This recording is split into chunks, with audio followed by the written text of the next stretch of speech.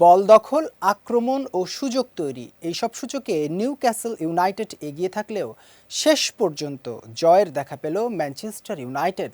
গতকাল রাতে English premier লিগে নিউক্যাসল ইউনাইটেডকে 1-0 ব্যবধানে হারিয়েছে হুবেন অ্যামুরির দল।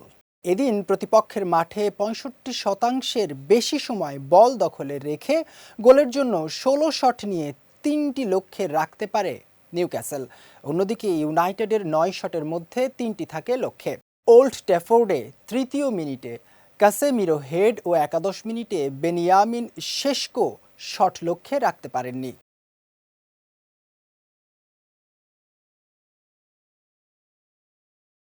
পরের মিনিটে এগিয়ে যেতে পারত নিউক্যাসল, তবে ব্রুনো গিমাইরিসের হেড চমৎকার রিফ্লেক্সে ঠেকিয়ে দেন ইউনাইটেড গোলরক্ষক সেন লেমেন্স।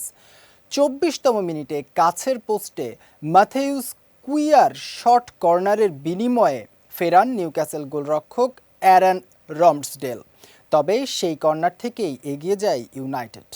দালতের লম্বা থ্রোয়িং হেডে বিপদমুক্ত করার চেষ্টা করে পারেননি নিউক্যাসলের একজন। ছুটে গিয়ে ডি বক্সের ভেতর থেকেই বাম পায়ের জোরালো ভলিতে পোস্ট ঘেঁষে বল জালে পাঠান ডোগু। ইউনাইটেডের হয়ে এটাই ডেনমার্কের লেফট ব্যাক ডোগুর প্রথম গোল।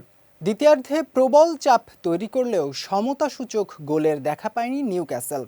এতে টানা 3 ম্যাচ পর লিগে প্রথম জয় পেল ম্যানচেস্টার ইউনাইটেড।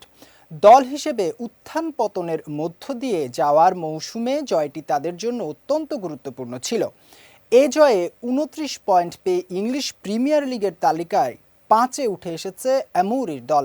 অন্যদিকে 23 পয়েন্ট নিয়ে 11 নম্বরে রয়েছে নিউক্যাসল।